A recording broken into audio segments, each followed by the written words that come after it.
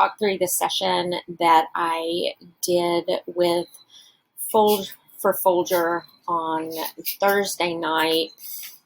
I talked a little bit. This was supposed to be for NCTE, and I was going to do a session with them, and Folger decided to instead offer their sessions for free. So this is a session that I did with Corinne from Folger Education, and I'm just going to share my part with y'all. And honestly, like, this is the AP Lit crowd. Like, y'all have given me this. So many of the ideas that I get are from you. So credit to y'all for introducing me to these poets and for inspiring a lot of these ideas, and probably a lot of these ideas I just got from y'all. So playing with poetry, you know, we spend so much time in our class looking at skill, and yes, it is skill driven, and we do need to dig in and help our kids learn how to dig deep and analyze poetry. But also, there's this balance of we just want students to be able to enjoy poetry and find poetry accessible. And so this presentation, these ideas are ideas that really get students thinking about poetry in ways where the words and phrases and lines of poetry are put in the students' hands. And for those of you familiar with Folger, and I'm keeping it in this mode because of some of the activities I do, they don't work in full screen, so I want to keep it like this. So the goal, and this is really Folger inspired, is to get students involved, get students interacting with the language, with the words, phrases, and lines from the very beginning. So instead of maybe reading it and giving them questions, or me telling them how I analyze it and what I think, and there's certainly a place for that. But I really want from the beginning to get the words and the phrases and the lines of these poems into the mouths of my students and let them start thinking about them, these ideas rolling around in their heads, and then when they approach the poem, they're going to have some context and some ideas, and will be able to really dive deeper into the poem. So the goal, immersing students in the language of the poem that we're looking at in order to make meaning. And so the narrative arc that Folger talks about is, we go from word to line to speech to scene to play. And I would argue that the same arc appears in poetry. We go from a word to a phrase to a line to a stanza to a poem, and even to a whole collection. And so these activities really focus on this top line, the word, the phrase, and the lines, and how can we get students thinking at the word level, at the phrase level, at the line level. And I don't know about you, but my students in particular, when they write analysis, tend to be general about it, and they tend to take a big chunk and analyze that. And I'm always like, I want you to look at things at the word level. I want you to look at this at the phrase level and analyze word by word and phrase by phrase. That really helps you to go deeper in your analysis. So these activities help students do that.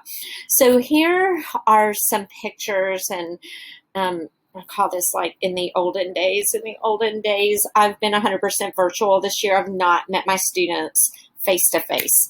But this is what we would do. And I know a lot of you do this activity, these types of activities as well on day one. having your students construct a poem, and we're tricking our students into close reading. So we give them these words and they have to piece it together and figure out how it fits together. Or maybe we're looking at sonnets and they're figuring out how these sonnets, using the rhyme scheme, using punctuation, and looking at it line by line and making meaning of that. That's weird. I don't know why that's in there. I'll go ahead and show you this. This was one way I don't know why that's not working. Here we go. This is one way that I adapted this sonnet construction activity. This is on Jamboard. I think I'm going to show you another way to do this in Google Slides, but I had these lines on Jamboard, and then my students did the sonnet construction virtually. Again, we're 100% virtual, so they worked in groups. I do this sonnet construction activity as part of my sonnet unit. And so here the students are working together to manipulate these lines. Here, let's jump. And so this is original, and I know I'm making this about AP Lit a little, since I'm going to post this on the AP Lit Help. But this session is about trailblazing women poets, and Corinne talked about some, and so I'm going to share some. Again, I'm sure all of these poets you're probably already using in your classroom. So the poem, Maggie Smith, and I'll give you links to this, all of this links through to their bio, to their poems. I love the poem Good Bones. I know a lot of you work with that as well. So one thing that I did virtually with this poem is pulled out all of these lines. I went ahead and pulled these out before we even read the poem and gave these to my students. And my students could do several things with this. Now, if we were face-to-face, we might do the traditional line tossing that Folger does. And you've probably seen Folger, familiar with them, and I'll link this on the slide deck as well. But their idea is just like students should be reading they should have these Shakespeare lines, and even if they don't fully understand them, they want them speaking that. So every student has like a strip of a Shakespeare line, and here I've just substituted it with lines from a poem, and you throw a beanbag, you literally toss it, and whenever it gets to the person who catches the beanbag, they say their lines. And so it's just over and over and over, having these words, having these lines come out of their mouths. So I've chosen these lines from Good Bones that I just think are interesting lines. These are lines that stand out to me, and I've jumbled them up. They're in no particular order.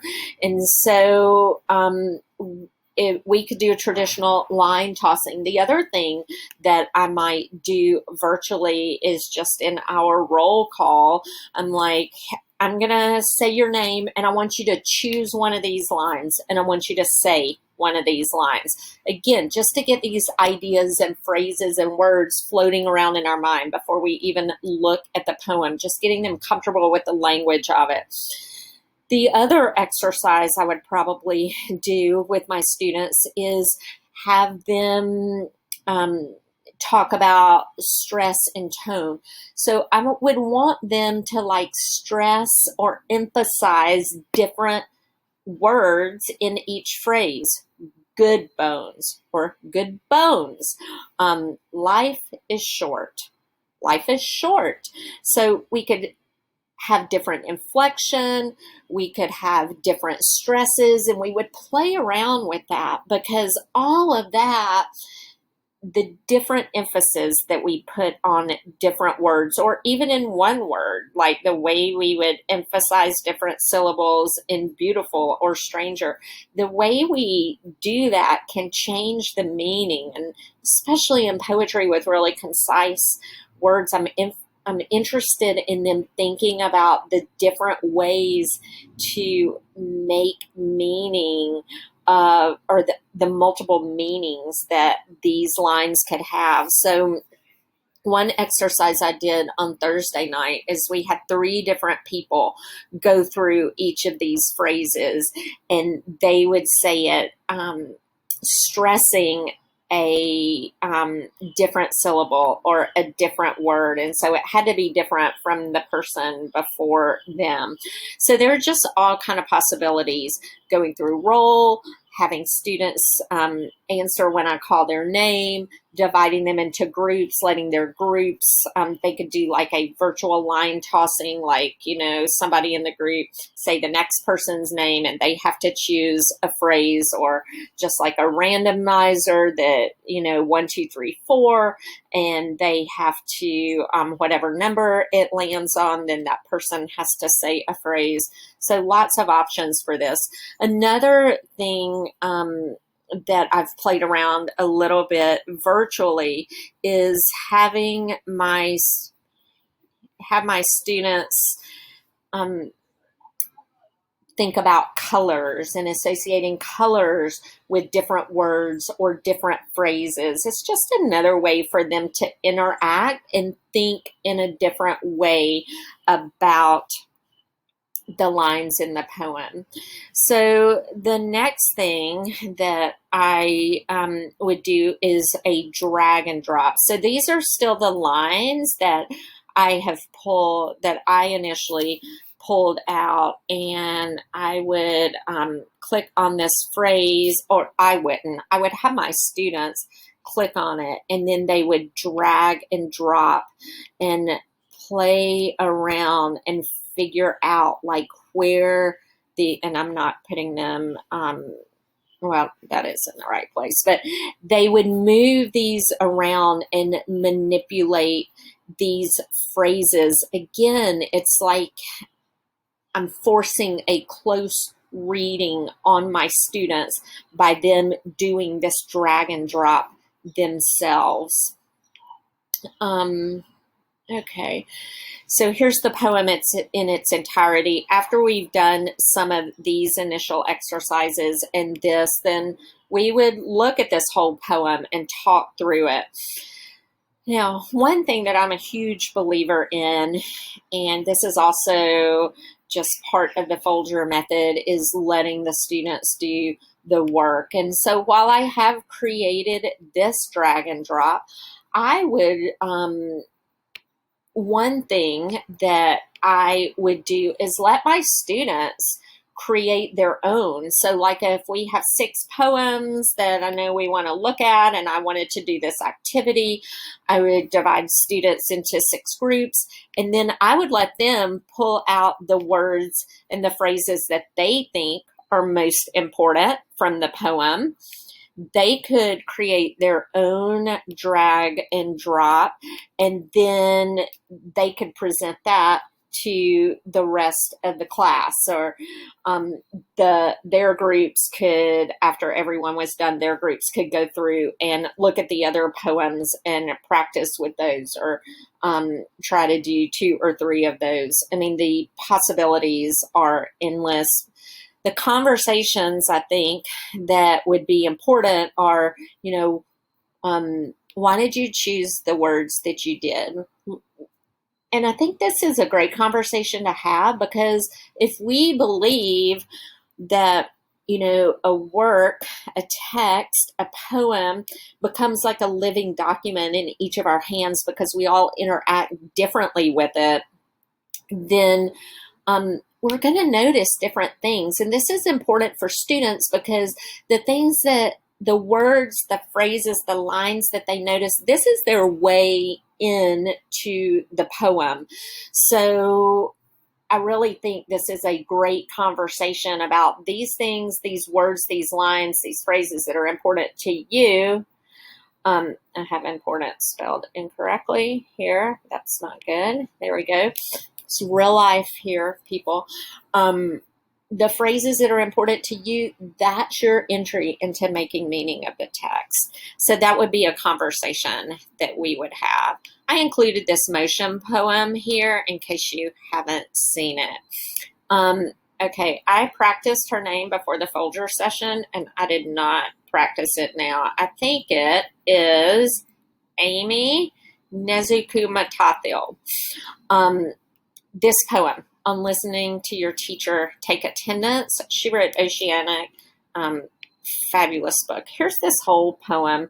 It's divided it's in 2 lines. It's all spaced out like that.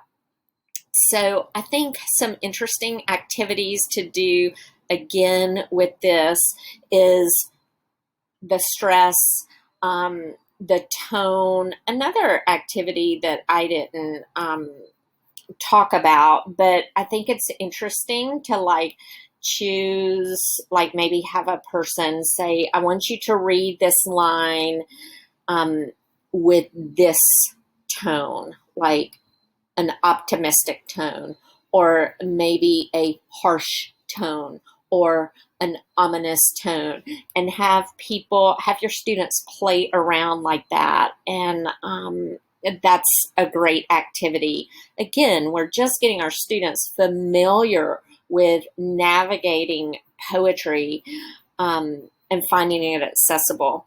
So I think some interesting things to do with this, working with stress and tone, possibly having your students bring these paired lines to life. That could be really interesting if they're having to dramatize these or act them out.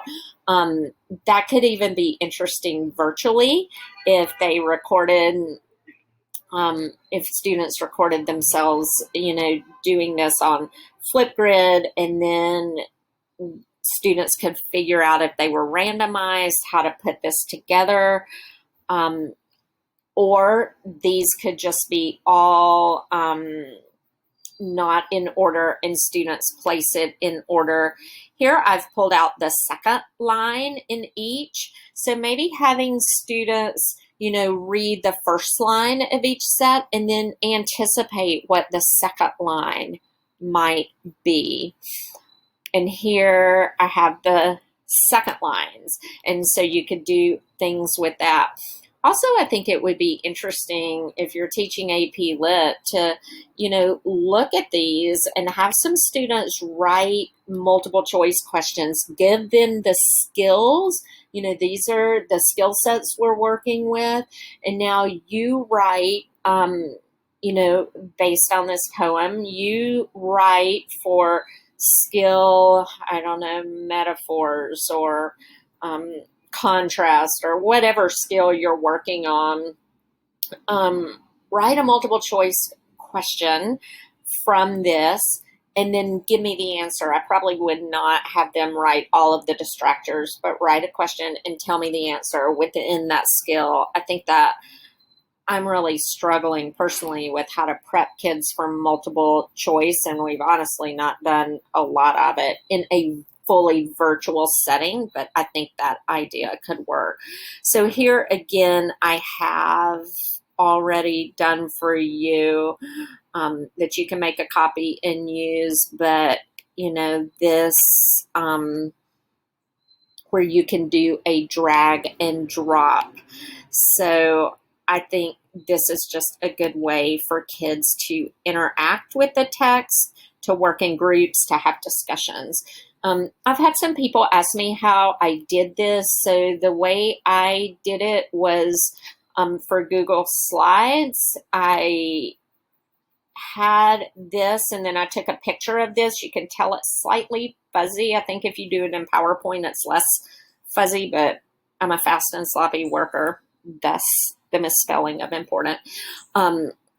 So I took a picture, and then each of these is just, a text box that the students can make a copy and they can use that. The last poem that I talked about was Shoulders. Again, a poem that I'm sure is very familiar to you, and a couple of ideas that you could use here. One of the Folger methods, the folder strategies, is line cutting.